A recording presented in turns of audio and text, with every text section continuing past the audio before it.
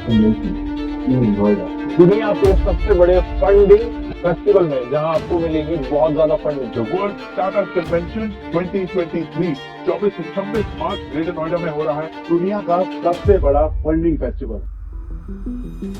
दोस्तों, पिछले कई सालों से भारत में स्टार्टअप्स को लेकर काफी बातें होने लगी हैं और लोग इनकी सक्सेस स्टोरी सुनकर इंस्पायर भी होते हैं और खुद भी कुछ वैसा ही करने का सपना भी देखते हैं। लेकिन हाल ही में स्टार्टअप्स के नाम पर स्टार्टअप फाउंडर्स और बाकी कई लोगों के साथ एक बहुत बड़ा स्कैम हुआ है, जिसे भारत का सबसे बड़ा स्टार्टअप स्कैम कहा जा रहा है। जी हाँ, और इसमें प्रधानमंत्री और सड़क और परिवहन मंत्री नितिन गडकरी का नाम भी जोड़ा जा रहा है। क्या है ये स्कैम और कैसे हुआ ये इतना सक्सेसफुल, आज जानने की कोशिश करेंगे हम आज की इस वीडियो में। बस अंत तक बने रहिएगा हमारे साथ। लेकिन वीडियो शुरू करने से पहले दोस्त, अगर आप चैनल पर नए हैं या आपने अभी तक चैनल को सब्सक्राइब नहीं किया है तो चैनल को सब्सक्राइब करना और बेल आइकॉन दबाना बिल्कुल ना भूलें। तो दोस्तों, जिस स्टार्टअप स्कैम की हम बात कर रहे हैं वो दो लोगों ने शुरू किया था। ये थे ल्यूक तलवर और अर्जुन चौधरी, जो कि को फंडर नाम की एक कंपनी के फाउंडर्स हैं। और इन लोगों ने ये ऐलान किया कि वो वर्ल्ड स्टार्टअप कन्वेंशन नाम का एक बड़ा इवेंट नोएडा में करवाने वाले हैं, जिसमें 1500 से ज्यादा institutional investors, 75,000 startups and service providers और 9,000 से ज्यादा एंगल इन्वेस्टर्स शामिल होने वाले हैं। इस इवेंट को इस तरह प्रमोट किया गया, जो भी लोग स्टार्टअप फाउंडर्स हैं वो यहाँ आकर इन लोगों से मिल सकते हैं, सेमिनार्स अटेंड कर सकते हैं, अपने प्रोडक्ट्स शो कर सकते हैं और अपने बिजनेस के लिए फंडिंग भी ले सकते हैं। ये शार्क टैंक की तरह ही था, लेकिन बहुत बड़े स्केल पर। इसके कई सारे पोस्टर्स रिलीज किए गए, जिसमें क्लेम किया गया कि इस इवेंट में प्रधानमंत्री मोदी,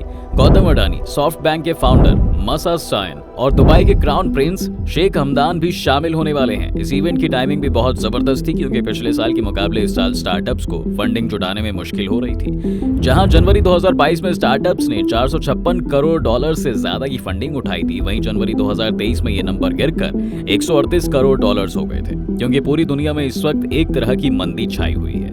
अब ऐसे में ये इवेंट इन स्टार्टअप्स के लिए एक बहुत बड़ी अपॉर्चुनिटी बन सकता था। इसके पोस्टर्स नवंबर से आने शुरू हो गए थे, जिसमें कहा गया था कि ये इवेंट 14 जनवरी से 16 जनवरी के बीच होगा और 50 से ज्यादा देशों के लोग इसे अटेंड करने वाले हैं। इसमें आने के लिए लोगों को टिकट खरीदने पड़ते हैं, जिसकी शुरुआती कॉस्ट पहले 15,000 थी और बाद में इसे 8,000 रुपए कर दिया गया था। फिर इसके बाद कई सारे सोशल मीडिया इन्फ्लुएंसर्स जैसे कि अंकुर वारिकू, चेतन भगत और राज शमनी ने भी इस इवेंट को पैसे लेकर अपने इंस्टाग्राम और यूट्यूब पर प्रमोट किया था।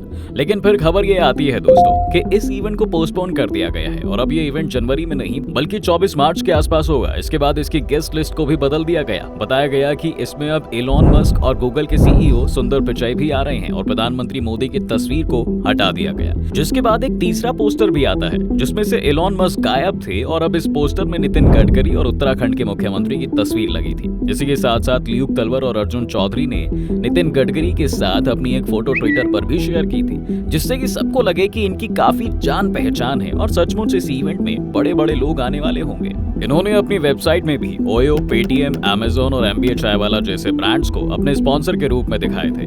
टिकट्स के साथ साथ इन लोगों ने कई सारे स्टार्टअप से अपने स्टॉल्स लगाने के लिए भी लाखों रुपए लिए थे और बहुत सारे बाकी ब्रांड्स को इन्हें स्पॉन्सर करने के लिए भी अप्रोच किया था। आउटलुक और हिंदुस्तान टाइम्स जैसे रेप्यूटेड मीडिया इंस्टीट्यूशंस में भी इस इवेंट को प्रमोट करते हुए आर्टिकल्स छापे गए थे, जिससे किसी को शक ही नहीं हो सकता था कि इसमें कुछ गड़बड़ है। इसके बाद दोस्तों, जब लोग 24 मार्च के दिन इस इवेंट पर पहुंचे तो उन्होंने देखा कि जिन बड़े बड़े लोगों के नाम पर यह इवेंट ऑर्गेनाइज किया गया था वो तो यहाँ पर थे ही नहीं, और इसके अलावा वहां पर जो 2 से 4 इन्वेस्टर्स भी थे वो भी कोई बड़े इन्वेस्टर्स नहीं थे। और तब लोगों को समझ में आया कि उनके साथ एक बहुत बड़ा स्कैम हो गया और लोगों ने हंगामा मचाना शुरू कर दिया और साथ ही पुलिस को कंप्लेंट भी कर दी गई। लेकिन अब काफी देर हो चुकी थी, क्योंकि लोगों का पैसा तो जा चुका था।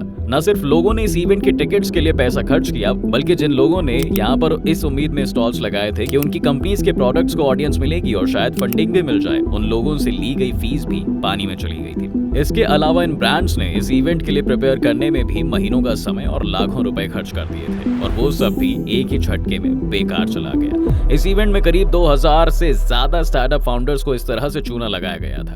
लेकिन दोस्तों, ये इवेंट तो हो गया और हम ये उम्मीद भी करते हैं कि पुलिस इन लोगों पर उचित कार्रवाई भी करेगी। लेकिन अभी सवाल ये है कि इस स्कैम के लिए किन लोगों को ब्लेम किया जाना चाहिए।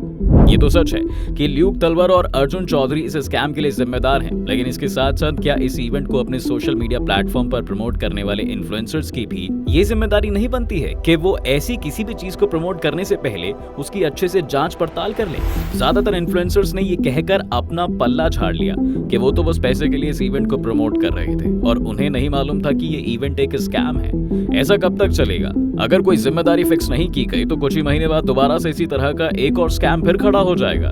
फिर कुछ इन्फ्लुएंसर्स उसे प्रमोट कर देंगे और फिर उससे पल्ला झाड़ लेंगे। यहाँ पर दोस्तों हम ये नहीं कह रहे हैं कि इन इन्फ्लुएंसर्स को जेल में डाल दिया जाए या इनसे पैसे वसूले जाएं, लेकिन कुछ इस तरह की गाइडलाइंस की जरूरत तो है जिससे ये अपने फॉलोअर्स के साथ ज्यादा ऑनेस्ट हो सके। इसके साथ साथ एक सवाल सरकार पर भी ये उठता है, ऐसा पहली बार नहीं हुआ है कि जब सरकार के मंत्रियों के नाम से कोई स्कैम प्रमोट किया गया होगा।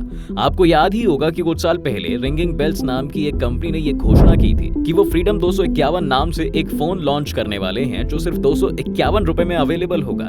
ये भी एक बहुत बड़ा स्कैम था, लेकिन ध्यान देने वाली बात दोस्तों ये थी कि इस फोन की प्रमोशन के लिए भी प्रधानमंत्री मोदी के चेहरे का इस्तेमाल किया गया था और साथ ही इसे मीडिया में बहुत कवरेज भी दी गई थी। इस तरह से अगर फ्रॉडस्टर्स को खुलेआम सरकारी मंत्रियों और प्रधानमंत्री के चेहरे और नाम इस्तेमाल करने से अगर नहीं रोका जाएगा तो फिर इसके परिणाम काफी बुरे हो सकते हैं। ये स्कैम तो काफी बड़े लेवल पर था इसलिए सामने आ गया, लेकिन सरकार के नाम पर न जाने इस वक्त भारत में ऐसे ही कितने स्कैम्स चल रहे होंगे। इन पर भी कड़ी कार्रवाई करने की बहुत जरूरत है, लेकिन सिर्फ इन्फ्लुएंसर्स और सरकार को ही पूरी तरह से स्कैम के लिए ब्लेम नहीं किया जा सकता, क्योंकि इसमें थोड़ी बहुत जिम्मेदारी उन लोगों की भी है जिन्होंने पैसा खर्च करके इस स्कैम को सक्सेसफुल बनाया। दोस्तों वैसे तो कभी भी विक्टिम को ब्लेम नहीं करना चाहिए, पर जरा सोचिए, स्टार्टअप फाउंडर्स को स्मार्ट समझा जाता है, लेकिन किसी ने भी एक बार इस इवेंट की डिटेल्स को वेरीफाई नहीं किया और ना ही किसी को इनके ऊपर कोई शक हुआ।